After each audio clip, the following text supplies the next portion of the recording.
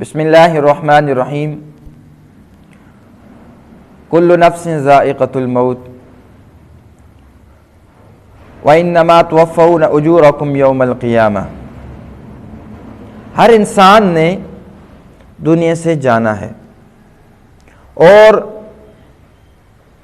انسان کامیاب وہ ہے فمن زحزح عن النار وادخل الجنہ، جو جہنم سے بچ کر جنت میں داخل ہو گیا، یہ انسان کامیاب ہے۔ اور جو انسان قبر کے عذاب سے بچ گیا، یہ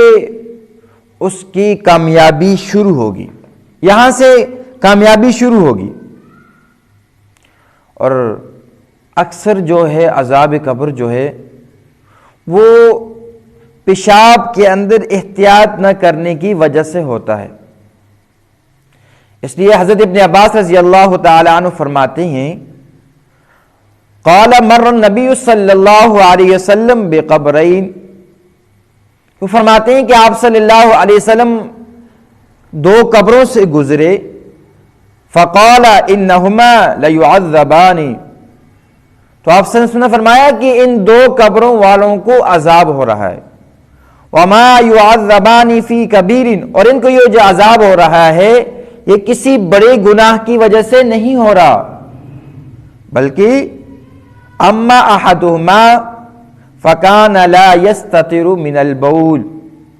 ان میں سے ایک ایسا آدمی ہے جس کو عذاب قبر اس وجہ سے ہوتا ہے کہ وہ پیشاب کے اندر احتیاط نہیں کرتا، جب پیشاب کیا پاکی کی احتیاط نہیں کی، جس کی وجہ سے اس کے کپڑے دوبارہ ناپاک ہو جاتے ہیں۔ اس لیے جب انسان پیشاب کرے تو اس کے اندر احتیاط کرے، اور پیشاب کے اندر یہ بھی دیکھنا ہے کہ میرا چہرہ کہیں قبلے کی طرف تو نہیں ہے، اور دوسرا راستے سے علیحدگی کے اندر پیشاب کیا جائے، راستے کے اندر نہ کیا جائے، اور ایسی جگہ پر بھی پیشاب نہیں کرنا چاہیے جہاں پر لوگ بیٹھتے ہوں، کوئی درخت کا سایہ ہے، ایسی جگہ میں بھی پیشاب نہیں کرنا چاہیے جس سے کسی کو تکلیف ہو۔ اس لیے کتابوں میں لکھا ہے کہ ایک صحابی کی کسی دیہاتی کے ساتھ لڑائی ہوگی، جھگڑا ہو گیا، تو اس دیہاتی نے اس صحابی سے کہا کہ مجھے پتہ ہے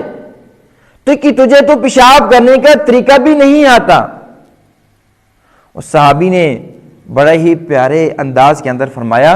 جب میں اس کی ضرورت محسوس کرتا ہوں تو میں اپنے لیے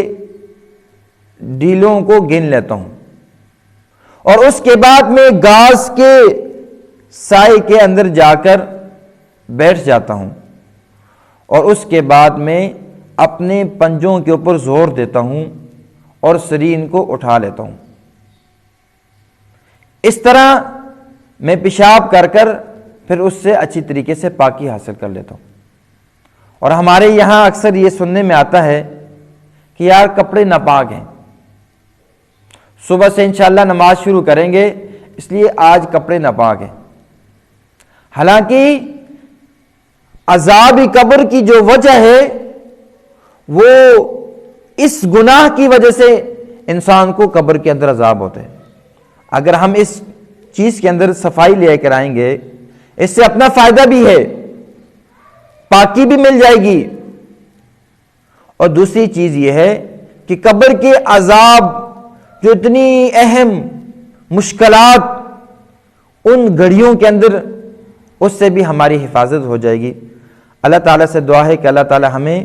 عذاب قبر سے بچنے کی توفیق عطا فرمائے۔